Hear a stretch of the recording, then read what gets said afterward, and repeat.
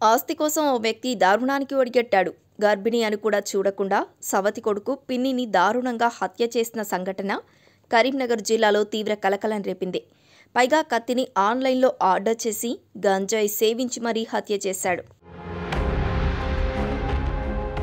పోలీసులు తెలిపిన వివరాల ప్రకారం కరీంనగర్ జిల్లా ఇల్లంతకుంట మండలం టేకుర్తి గ్రామానికి చెందిన ముద్రబోయిన రాములు కథలు చెప్పుకుంటూ జీవిస్తాడు. ఇతడికి 22 సంవత్సరాల క్రితం కనగర్తికి చెందిన రేణుకతో వివాహం జరిగింది. వీరికి అభిలాష్, బన్నితేజ అని 2 కుమారులు ఉన్నారు. అయితే రాములు కథలు చెప్పడానికి అప్పుడప్పుడు వరంగల్ వెళ్లి వస్తుండేవాడు. ఈ క్రమంలోనే అక్కడే ప్రైవేటు ఉద్యోగం చేస్తున్న కరీంనగర్ జిల్లా చిగురుమామిడి మండలం బొమ్మనపల్లికి చెందిన తిరుమల అనే ఓ మహిళతో పరిచయం ఏర్పడింది.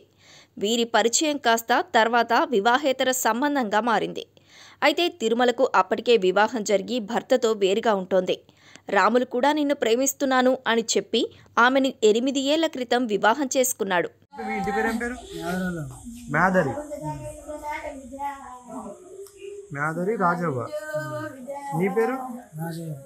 కట్నం ఇచ్చిండు అప్పుడు మీరు పెళ్ళప్పుడు ఎంత ఇచ్చిండు? 10 లక్షలు ఇచ్చినావు అయ్యా, 10 లక్షలు ఇచ్చినాము, 10 లక్షలు ఇచ్చినాము. 7 తులాల బంగారం పెట్టినాము.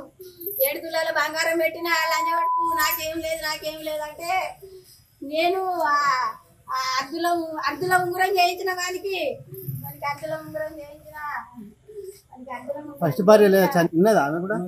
కథ కచ్చి నా పోరికి ఫోన్ నెంబర్ ఇచ్చి హనుమకొండలు చదువుకుంటే దాన్ని తీసుకుపోయి లాగా మారి చేసుకున్నాడు.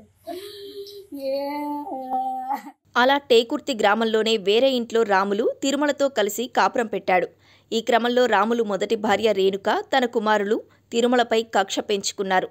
దీంతో తరచూ తిరుమలకు రాములు మొదటి భార్య అతడి కొడుకులతో గొడవ జరుగుతుండేది. అయితే ప్రస్తుతం తిరుమల 7 నెలల గర్భవతి. మొదటి నుంచి కూడా తిరుమలకు గర్భం రావడం రాములకు ఇష్టం లేదు. దీంతో భర్త రాములు కూడా ఆమెతో గొడవ పడేవాడు.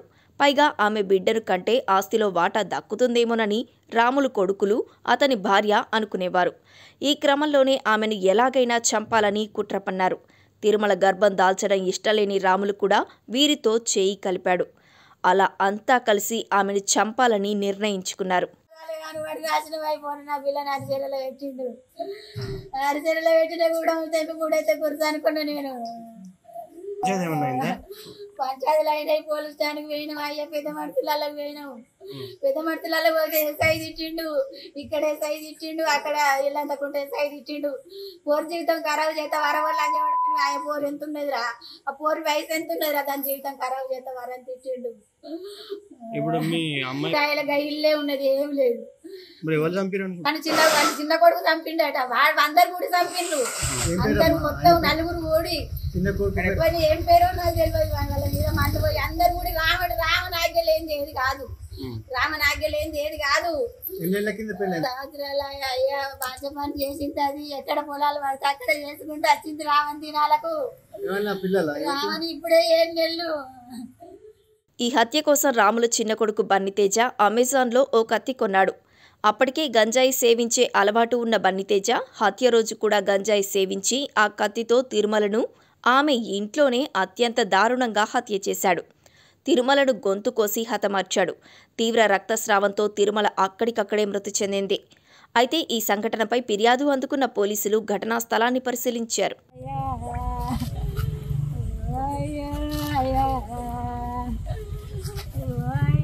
గర్భంలోని శిశువు బ్రతుకుతుందేమో అని పోలీసులు తిరుమల మృతదేహాన్ని 108లో ప్రభుత్వ ఆసుపత్రికి తరలించారు. ఆమెను పరీక్షించిన వైద్యులు అప్పటికే శిశువు మృతి చెందిందని నిర్ధారించారు. అయితే హత్యకు కారణమైన వారిని 24 గంటలు గడవక ముందే అరెస్టు చేసి కటకటాల పాలు చేశారు.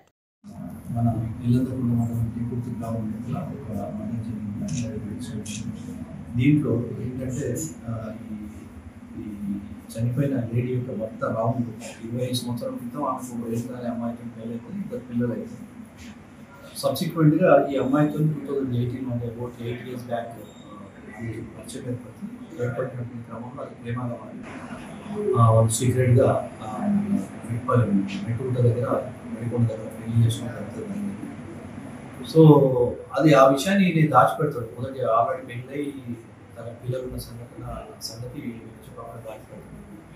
సో సో దాని గురించి ఆమెను ఇక్కడ తగ్గుకుంటా వివిధ ప్రాంతాల కూడా వేరే రూమ్ తీసుకొని సీక్రెట్గా ఉంచడం జరుగుతుంది. సబ్సిక్వెంట్ మొదటి భార్యకు ఇతని పెళ్లి గురించి తెలిసి వాళ్ళంతా కూడా చాలా ఇబ్బంది పెట్టడం జరిగింది. భర్తని ఇప్పుడు ఈ అమ్మాయిని ఇబ్బంది పెట్టడం జరిగింది. సరే, అది అట్లా జరుగుతున్నటువంటి క్రమంలో మొదటి భార్య వీళ్ళ తన భర్త మీద, తర్వాత ఇప్పుడు ఈ చనిపోయిన అమ్మాయి నిర్మల మీద కూడా ఒక 498 కేసు మన ఇళ్ళంతా పోలీసులు పెట్టడం జరుగుతుంది. ఆ కేసులో కూడా కోర్టు జరుగుతూ ఉన్నారు. సో రీసెంట్గా ఆమె ఒక 7 months బ్యాక్ కన్సీవ్ అవుతుంది, గర్భవతి అయినటువంటి క్రమంలో కూడా ఆమె మళ్ళీ అది వాళ్ళ యొక్క వారసులు వస్తే ఆస్తిలో వాటాలు రావాల్సి వస్తుంది. ప్లస్ వాళ్ళకి ఫీలింగ్ ఏముంటుందంటే తక్కువ కులం అనేది ఒక ఫీలింగ్ అది.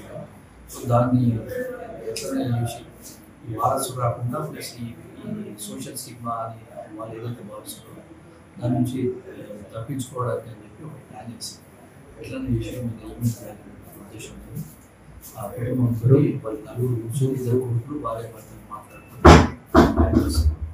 దాని మీద దీనికి ఇప్పుడు మన ఏదైతే బన్నీ ఏదైతే ఉన్నాడో చంపినటువంటి వ్యక్తి బన్నీ తేజ్ ఏదైతే ఉన్నాడో అతనికి కొంచెం దురలవాటు ఉంటాయి. గతం నుంచి కూడా గంజాయి సేవలు అంతా చేస్తాము. సో ఇతను ఎట్లనైనా చేసి ఎలిమినేట్ చేయాలని చెప్పి జూన్ నెలలో ఒక అమెజాన్లో ఒక కత్తి ఆర్డర్ పెడతాడు. అది డెలివరీ వచ్చిన తర్వాత కత్తి ఒక వారం రోజుల్లో ఒక డెలివరీ వస్తుంది. వచ్చిన తర్వాత ఆపర్చునిటీ గురించి వెయిట్ చేసుకుంటాం. వాళ్ళందరితో తల్లిదండ్రులతో టచ్లో ఉంటాం.